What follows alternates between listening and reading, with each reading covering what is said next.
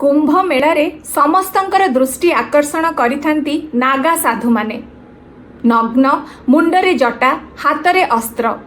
किए ए नागा साधु? कौन नियम रहिछि नागा साधु हबा पई?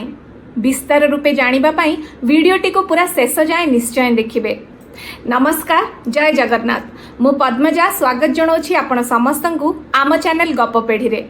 आसंतु आज किछि भल सुनिबा। नागा माने नग्न। मूल रूपरे नागा सेई मानंकु कुहा जाए जो माने भौतिक दुनिया को पूरा छाड़ी देई थांती। जन्म मृत्युर चक्ररु एमाने बहुत दूर रे। शीत वर्षा खरा जहाँ भी हो एमाने निज शरीर रे वस्त्र पिंधि न थांती। वस्त्र रूपे पिंधि थांती भस्म एवं रुद्राक्ष। मुंडरे धारण करिथांती जटा। नागा साधु मानंकर हातरे सबुबेले थाए अस्त्र, त्रिशूल बा फारसा। एई अस्त्र तांको पाखरे थाए धर्मर रक्षा करिबा पई। आसंतु जानिबा नागा साधु बनिबा पई कौन नियम पालन करिबाकू पड़ी थाए। जदि आपण भाबुछंती नागा साधु हबा बहुत सहज, तेबे आपण संपूर्ण भूल भाबुछंती। नागा साधु हबा पई दरकार असाधारण सहन शक्ति आउ दृढ़ संकल्प। नागा साधु मानकर ट्रेनिंग किछि मिलिट्री ट्रेनिंग ठू कम नुहे। दीक्षा नेबा आगरु निजर पिंडदान करबाकू पड़ी थाए नागा साधु मानंकु। पुराणा काल रे नागा साधुंकु मठर रक्षा करिबा पई योद्धा रूपे रखा जाउथिला। मंदिर आउ मठर रक्षा करिबा पई नागा साधु माने युद्ध भी करिसंती। इतिहास रे गुडाए कहानी रहिछि। आसंतु जानिबा गोटिए गोटिए करी नागा साधु हबार नियम कौन। वर्तमान समय रे नागा साधुंकर केते गुडे प्रमुख आखाड़ा रहिछि। सबु आखाड़े दीक्षा पाई अलगा अलगा नियम रहिछि, किंतु गोटिए नियम सबु आखाड़े पालन करिथांती। सेईटा होउछि ब्रह्मचर्यर पालन करिबा। दैहिक आउ मानसिक नियंत्रण को परखी ब्रह्मचर्यर पालन करा जाय थाए नागा साधु मानंक द्वारा। द्वितीय नियमटी होउछि सेवा कार्य। सेवा मनोभाव आउ कार्य सबु नागा साधु को करिबा आवश्यक। निज गुरु एवं गुरुजन मानंक प्रति सेवार भाव निश्चय रखिबा दरकार। निज धर्म प्रति सेवा भाव रखिबा गोटे बहुत बड़ दायित्व नागा साधुंकर। तृतीय नियमटी होउछि निजर पिंडदान एवं श्राद्ध करिबा। ठीक सुनिछंती, दीक्षा पूर्वरु निजर पिंडदान एवं श्राद्ध करिथांती एई नागा साधु माने। संसाररु पूरा विच्छिन्न हेबाकू तांकू पड़ी थाए। परिवार सांग साथी समस्तंकु त्याग करिथांती। आउ गुरुंक द्वारा नुआ ना भी तांकु दिया जाई थाए। एमिति कि नागा साधु मानंकर नुआ नाटी पाइला परे तांकर आधार कार्ड भी अपडेट हेई थाए। आउ सेई आधार कार्ड रे नागा साधु मानंकर नुआ ना आउ बापांक नाम जागरे तांको गुरुंक नाम लेखा जाई थाए। चतुर्थ नियमटी होउछि वस्त्र को त्याग करिबा। नागा साधु मानंकर वस्त्र पिंधिबार अनुमति नाही। जदि पिंधिबे तेबे केवल गोटिए वस्त्र आउ गेरुआ रंगर। नागा साधु हबा पई पंचम नियमटी होउछि निज शरीर रे भस्म एवं रुद्राक्ष धारण करिबा। नागा साधु मानंक शरीर रे गोटिए भी चुटी न थाए। सेमाने जट रखि पारिबे निज मुंडरे। आउ सबुबेले रुद्राक्ष धारण करबाकू पड़ी थाए तांकू निज शरीर रे। षष्ठ नियमटी होउछि दिन रे गोटिए थर खाइबे। ठीक सुनिचंती, नागा साधु माने पूरा दिन रे केवल गोटिए थर खाई थांती। आउ भोजन भी भिक्षा मागी आनी थांती। नागा साधु माने बेसी रु बेसी 7टी घरु भिक्षा मागी पारिबे। एया नियम रहिछि। आउ जदि को दिन ए 7टी घरु तांकु किछि भिक्षा मिलुनी, तेबे सेई दिनटी तांकु पूरा उपास रे रहिबाकू पड़ी थाए। आउ जहा भिक्षा रे मिले ताकु प्रेम भाव सह ग्रहण करिबाकू पड़ी थाए। सप्तम नियमटी होउछि नागा साधु माने केवल भूमि रे ही सोई पारिबे। ना कौनसी गद्दी ना कौनसी चदर पकेई से सोई थांती। नागा साधु सबुबेले भूमि रे सोई थांती। अष्टम नियमटी होउछि तांकु दिया जाइथिबा गुरु मंत्र उपरे आस्था रखिबा। नागा साधु को निज गुरु मंत्र उपरे अगाढ़ आस्था रखिबाकू पड़ी थाए। आउ प्रति समय रे एई गुरु मंत्र को तांकु जप करिबाकु पड़िथाए। हेले खाली एई केतोटी नियम पालन करी केही भी नागा साधु हेई पारिबेनी। नागा साधु हबा पई एई सबु नियम पालन कला परे तांकु दबाकु पड़िथाए बहुत कठिन परीक्षा। आसंतु जानिबा कौन हेइथाए परीक्षा रे। नियम सबु पालन कला परे अखाड़ारे प्रवेश हेइथांती नागा साधु माने। अखाड़ारे प्रवेश हेला परे ब्रह्मचर्यर परीक्षा देबाकू पड़िथाए साधु मानंकू। एई परीक्षाटी 6 मासरु 12 वर्ष जाए भी दबाकू पड़िथाए काहा काहाकू। ब्रह्मचर्यर परीक्षा पास हेला परे बा उत्तीर्ण हेला परे नागा साधु मानंकर लिंग भंग हेइथाए। 24 घंटा आखाड़ारे बिना खाई पी ठिया हेबाकू पड़िथाए नागा साधुंकू। कांधरे गोटिए बाड़ी आउ हातरे माटीर गोटिए पात्र धरी पूरा 24 घंटा ठिया हेइथांती आखाड़ारे नागा साधु माने परीक्षा दबा पई।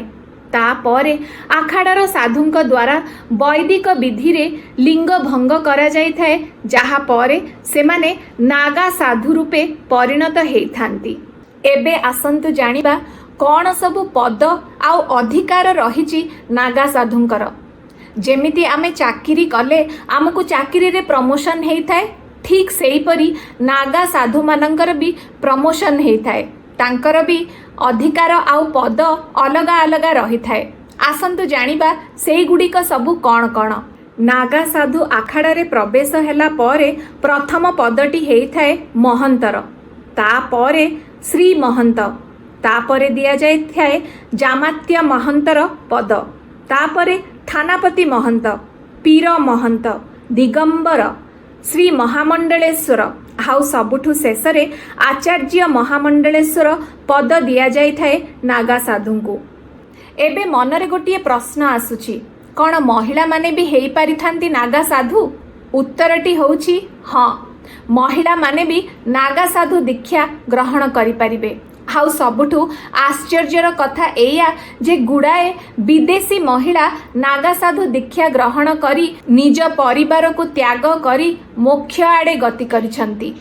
पुरुष आउ महिला नागा साधु मानंक भितरे तफात एया जे पुरुष माने नग्न अवस्था रही पारिबे, किंतु महिला माने पिंधि थांती गोटिए वस्त्र जहार रंग हेइथाए हलदिया।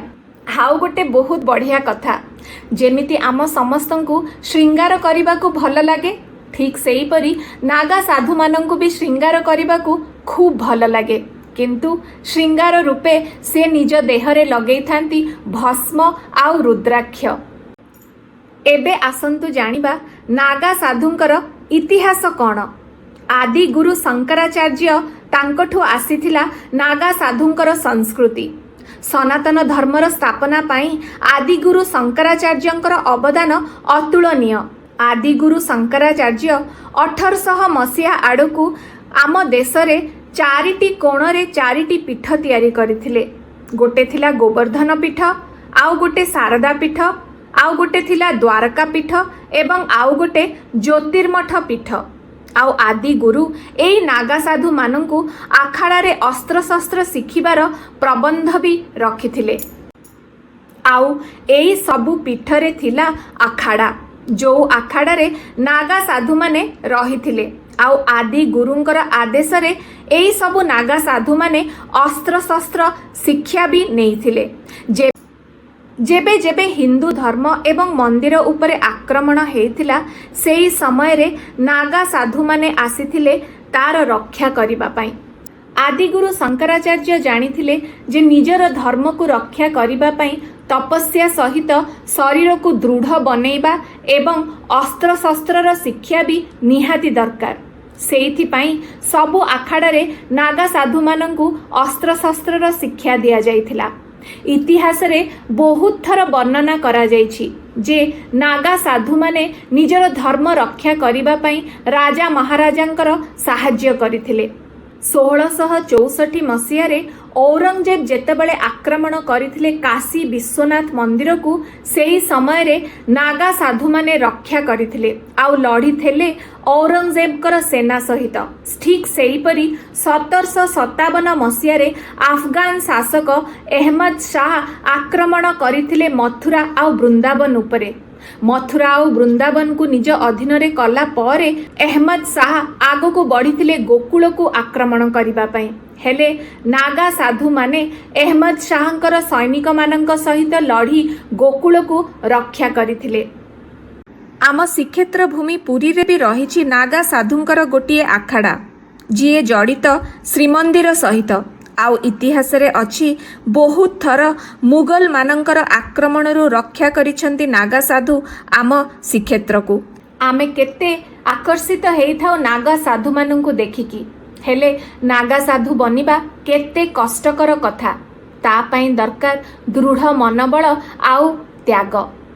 ଆମର ନୀତିଦିନିଆ ଜୀବନରେ ଆମେ ଛୋଟ ଛୋଟ କଥା ପାଇଁ କେତେ ମନ କଷ୍ଟ କରୁ ଆଉ ଜିନିଷଟିଏ ନଥିଲେ କେତେ ଦୁଃଖୀ ହେଇଯାଉ।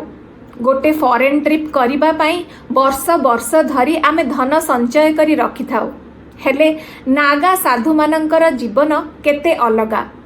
ସେମାନଙ୍କ ପାଇଁ ଏ ସଂସାର ଆଉ ପୃଥିବୀର ମୂଲ୍ୟ କ'ଣ? ନାଗା ସାଧୁମାନଙ୍କ ପାଇଁ ବୈରାଗ୍ୟ ହିଁ ତାଙ୍କର ସାଙ୍ଗସାଥୀ ଆଉ ପରିବାର। ଆଶା କରୁଛି ଆଜିର ଭିଡ଼ିଓଟି ଆପଣଙ୍କୁ ଭଲ ଲାଗିଥିବ। କମେଣ୍ଟରେ ନିଶ୍ଚୟ ଜଣାଇବେ କେମିତି ଲାଗିଲା। ଭଲ ଲାଗିଥିଲେ ଭିଡ଼ିଓଟିକୁ ଲାଇକ୍ କରିବେ, ସେୟାର କରିବେ, ଚ୍ୟାନେଲକୁ ସବସ୍କ୍ରାଇବ୍ କରିବା ଜମା ବି ଭୁଲିବେନି। ଆମେ ପୁଣି ଥରେ ଦେଖା ହେବା ଆଉ ଗୋଟେ ନୂଆ ଭିଡ଼ିଓ ଆଉ ଗୋଟେ ସୁନ୍ଦର କାହାଣୀ ସହିତ। ରହିଲି, ଜୟ ଜଗନ୍ନାଥ।